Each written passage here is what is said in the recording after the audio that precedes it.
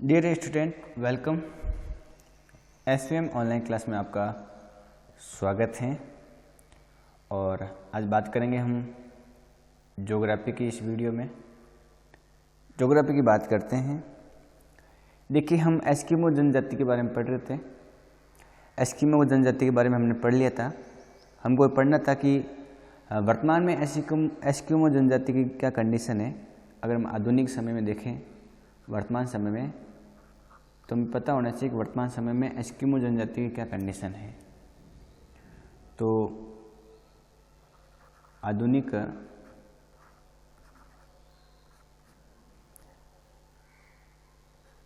Eskimo, इनकी संस्कृति के बारे में जानना है कि वर्तमान में क्या संस्कृति है। तो लेकिन 1960 के बाद में इनके जीवन में परिवर्तन आया, क्योंकि अनेक जो यूरोप के लोग हैं, अमेरिका के लोग हैं, वो इनके संपर्क में आए 1960 के बाद में। और संपर्क में आने के बाद में इनकी जो संस्कृति थी उसमें कुछ परिवर्तन हुआ, बदलाव आए, क्योंकि परिवर्तन प्रकृति का नियम है। वैसे 1960 के बाद में जब यूरोपीय और अमेरिका के लोग इनके संपर्क में आए, तो इन लोगों ने अब पहले तो पुराने चीज़ों का उपयोग करते थे, अब वो नए प्रकार के अस्त्रों का प्रयोग शुरू कर देते हैं। जैसे वो आग्नेय जो अस्त्र हैं उनका प्रयोग करते हैं। आग्नेय अस्त्र मतलब तो आग देने वाली बंदूक हैं, उनका भी प्रयोग शुरू कर देते हैं। ठीक है, इसका मतलब ये हुआ कि समय के साथ में परिवर्तन हुआ है। पहले वो जो कयाक गाड़ी हैं वो चलाते थे, अब उस जगह पर क्या करते हैं,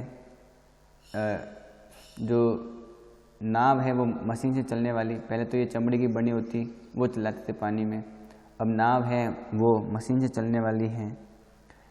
पहले ये स्लेज चलाते थे, बर्फ़ के अंदर गाड़ी, कुत्ते वगैरह रेडियर खींचते थे इसको, लेकिन अब उसकी जगह जो बर्फ़ में चलने वाले जो स्कूटर हैं, स्नो स्कूटर, वो आ गए इनके पास में। ठीक है, तो उनका यूज़ वो करने लगे, ये भी ध्यान रखना है। तो हम समझ सकते हैं कि किस प्रकार इनमें परिवर्तन हुआ है संस्कृति के अंदर, आधुनिक भी बनते जा रहे थे ये, तो ये ध्यान रखना है। इनका व्यापार भी होने लग गया लोगों के साथ में, और व्यापार होने की वजह से इनके पास में मुद्रा आने लग गई, पैसे, और अभी ये कपड़े भी नए तरीके से पहनने लग गए थे। इनके जीवन में काफ़ी कुछ सुधार हुआ, तौर तरीके बदलने लगे, संस्कृति इनकी बदलती जा रही थी, क्योंकि आधुनिक लोगों के संपर्क में आ गए थे। इनकी संख्या है, जनसंख्या, उसमें भी वृद्धि हो रही थी, ये भी देखा जाता है। ठीक है, और धीरे धीरे अब अनेक जगहों पर ये जनजातियाँ रहने लग गई, लेकिन हम कह सकते हैं कि संस्कृति पर एक तरह से बुरा प्रभाव हुआ। इस प्रकार से एस्किमो जनजाति के बारे में हमने पढ़ा है। आज हम नई जनजाति के बारे में बात करेंगे और उसकी शुरुआत करते हैं। आज जो हमारी जनजाति है वो है बुशमैन। क्या है? बुशमैन जनजाति।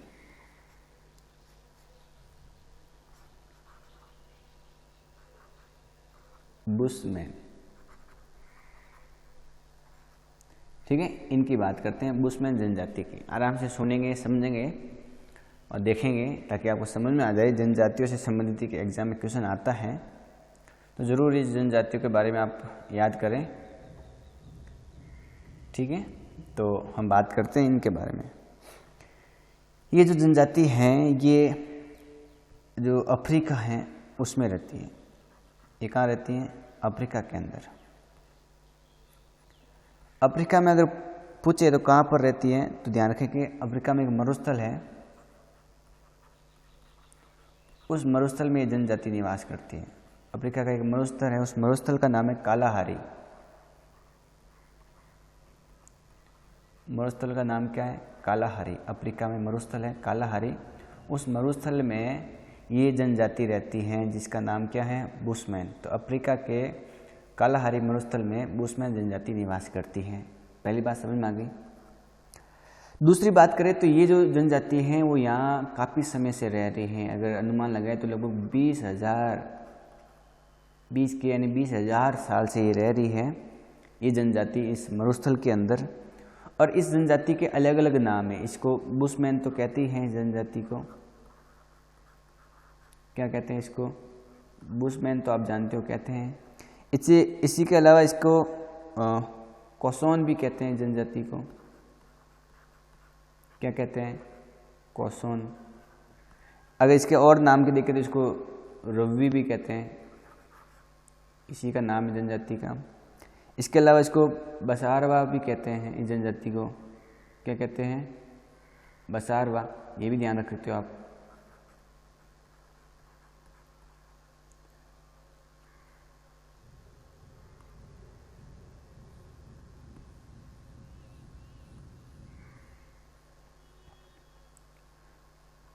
बसारवा, ठीक है।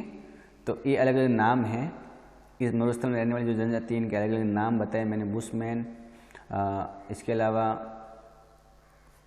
कोसोन, रवी और बसारवा, ठीक है। तो इन नामों से भी ये जनजाति रहती है। लेकिन अगर वर्तमान में देखें तो इस जनजाति के लोगों की जो संख्या है वो बहुत कम रह गई है। ऐसा माना जाता है कि वर्तमान में ये लगभग 10,000 ही रह गए हैं। कितने हज़ार? लगभग 10,000 लोग ही रहे हैं। इनकी संख्या काफ़ी थी, लेकिन इस जनजाति के लोगों की संख्या धीरे धीरे कम होती जा रही है। ये भी आपको ध्यान रखना है।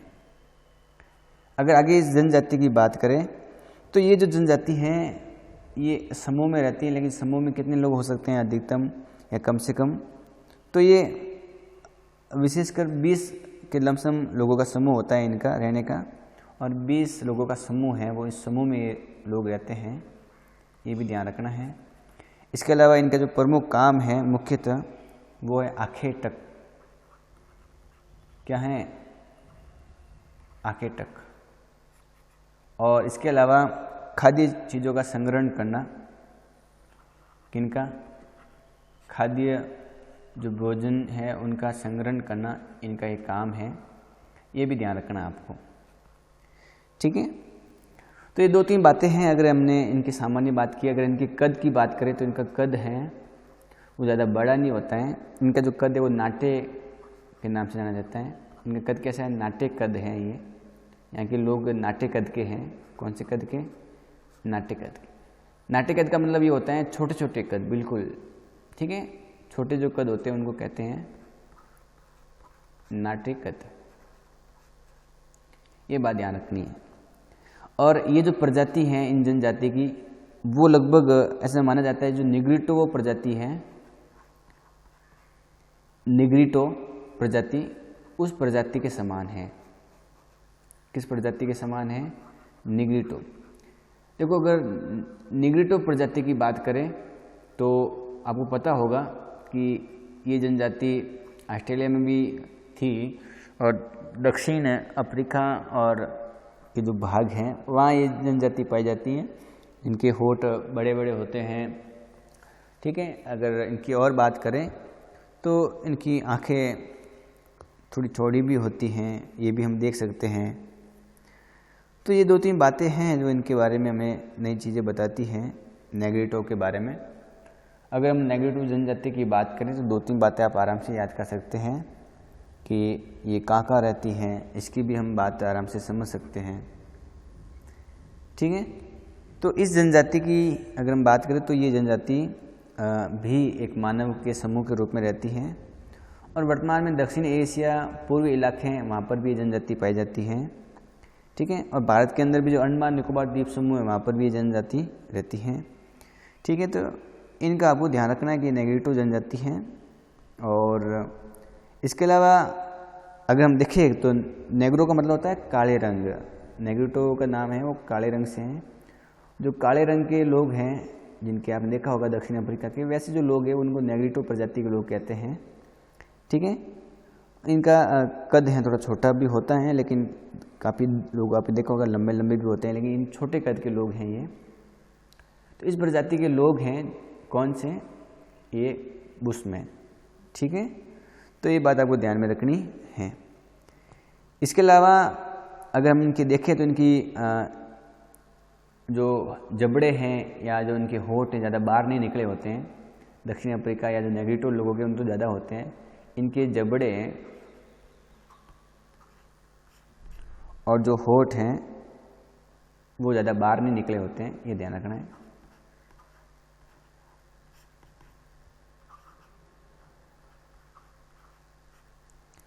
बाहर नहीं होते हैं,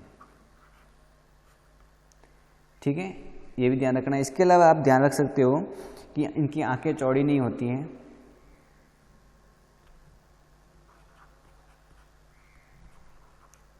आंखें चौड़ी नहीं होती हैं, ये भी ध्यान रखना है आपको। इसके अलावा इनके जो नितंब हैं वो बहुत भारी होते हैं। नितंब इनके क्या होते हैं? भारी होते हैं। नितंब का मतलब ये होता है कमर के नीचे वाला जो भाग है वो बहुत भारी होता है इनका, ये भी ध्यान रखना है, ठीक है। तो कमर के नीचे वाला जो भाग है जिसको नितंब कहते हैं वो इनका भारी होता है। तो इस जनजाति की 2-3 विशेषता हमने देखी है कि काला रंग है इनका, नाट्य कद के हैं, निग्रिटो प्रजाति के लोग हैं, ठीक है। इसके अलावा हमने इनकी बात की है कि जबड़े या होठ ज़्यादा बाहर नहीं होते हैं, आंखें ज़्यादा चौड़ी नहीं हैं, नितंब भारी होते हैं। तो ये इसके बारे में सामान्य बातें हैं। अगर अब देखें हम तो इनका निवास क्षेत्र कहाँ है, ये कहाँ पर निवास करते हैं, तो निवास क्षेत्र जरूर देखें कि कहाँ पर रहते हैं। वैसे हमने बात की है अफ्रीका के अंदर, लेकिन वहाँ पर भी अलग अलग जगह हैं। तो इनके निवास क्षेत्र के बारे में पढ़ते हैं कि ये जनजाति कहाँ रहती है, ठीक है। तो ये ध्यान रखते हैं। सबसे पहले तो ये अफ्रीका महाद्वीप के अंदर है, और अफ्रीका महाद्वीप के अंदर भी देखें तो लगभग जो दक्षिणी अक्षांश हैं, तो दक्षिणी अक्षांश में 18 से लगाकर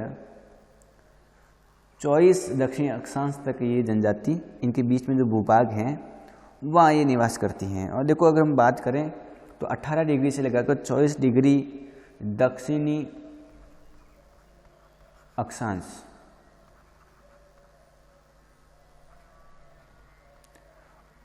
उसके बीच में जो भूभाग हैं उसमें ये जनजाति निवास करते हैं। उसके बीच के भूभाग को आपको पता होगा, उसको बोलते हैं बेचुआना लैंड। क्या बोलते हैं इसको? बेचुआना लैंड,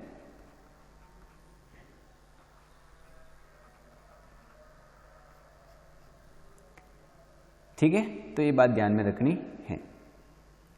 ये देखो डिग्री वाला बात जरूर समझे। जैसे मान लो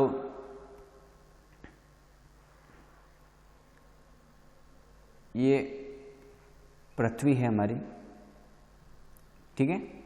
अगर इस पृथ्वी के अंदर हम देखें तो आप सभी जानते हैं कि बीच में से एक लाइन गुजरती है, उसको क्या कहते हैं? उसको आप जानते हो भूमध्य रेखा कहते हैं, जो कितनी डिग्री पर है। एक ऊपर ऐसे लाइन बैठती है, चलती है, उसका नाम क्या है? कर्क रेखा। नीचे जो लाइन जाती है उसको क्या बोलते हैं? मकर रेखा, ठीक है। तो अगर हम इनकी बात करें कि ये जो लाइन है रेखा, इसको बोलते हैं कर्क रेखा, ठीक है। और इसको बोलते हैं भूमध्य रेखा, और ये है मकर रेखा।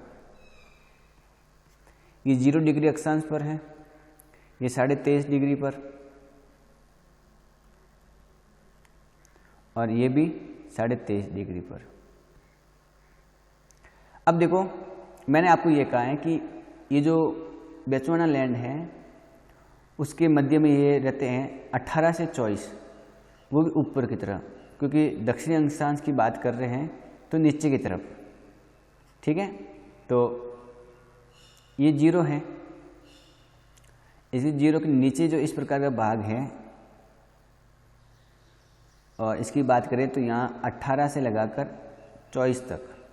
अगर मैं इसको इस भाग को अगर मैं यहाँ बड़ा करके बताऊँ आपको तो आप समझ सकते हैं। जैसे मान लो अफ्रीका की बात करें, जैसे अफ्रीका इस प्रकार से है,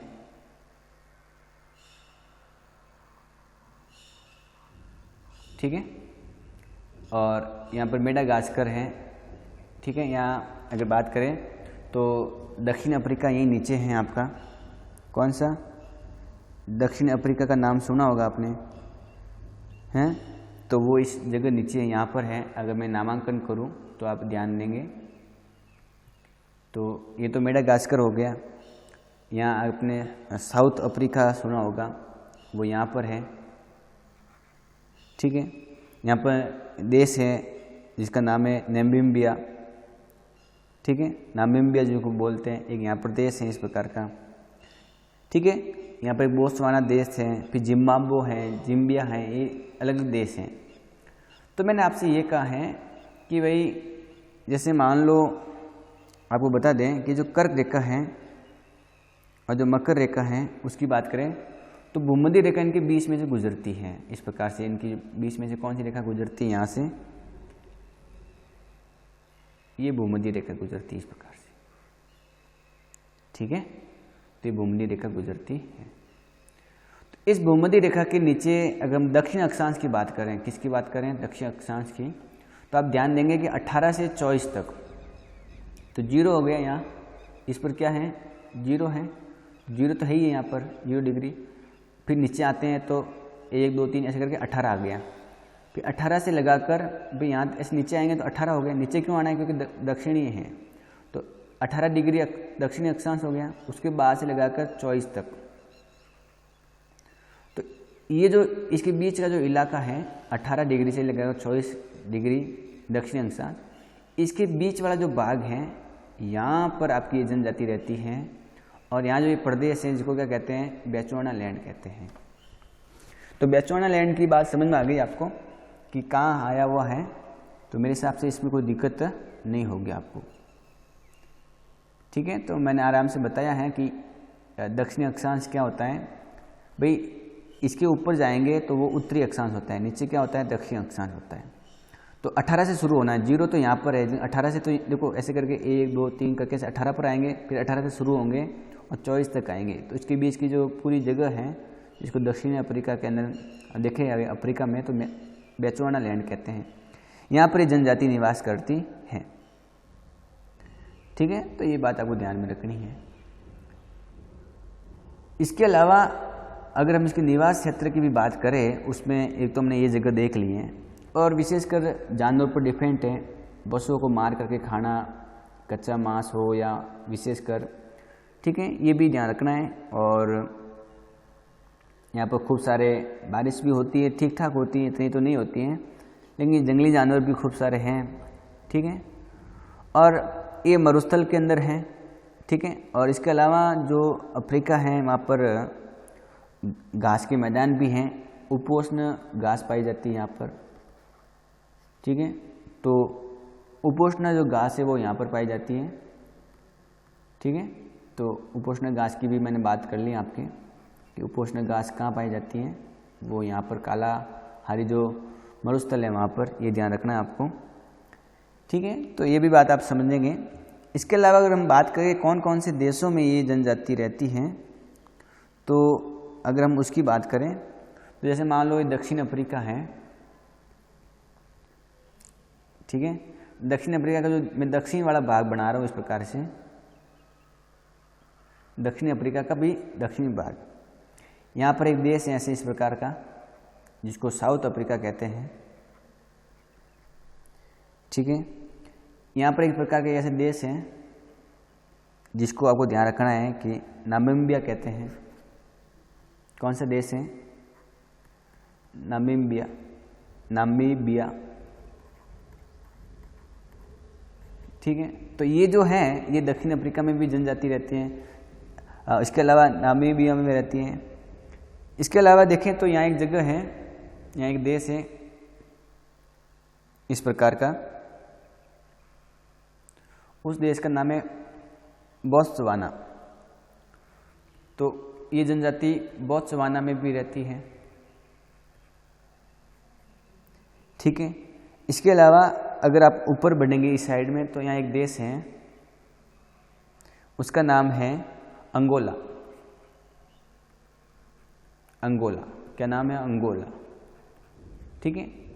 तो ये इन देशों के अंदर प्रमुख रूप से जनजाति निवास करती हैं। मैंने आपको 4 देशों के नाम बताए हैं, दक्षिण अफ्रीका, ठीक है।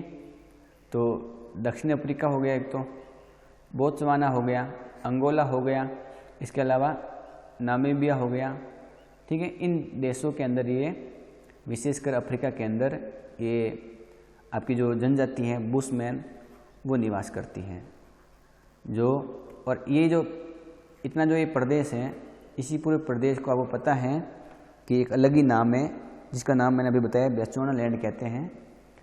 तो ये इस जगह पर निवास करती है जनजाति, ठीक है। तो आज की इस वीडियो में इतना ही। हमने नई जनजाति की शुरुआत की है। हमने पढ़ा कि ये जनजाति क्या है, कौन सी जगह रहती है, क्या क्या नाम है, इन 2-3 हमने विशेषताओं की बात की कि इनकी विशेषता क्या है, ठीक है। इसके अलावा निवास क्षेत्र की बात की है। तो आज के लिए इस वीडियो में इतना ही। वीडियो को लाइक करें, आप शेयर भी करें और चैनल को सब्सक्राइब भी करें। घर पर रहिए, सुरक्षित रहिए और किताब से भी एक बार ज़रूर पढ़ें ताकि आपको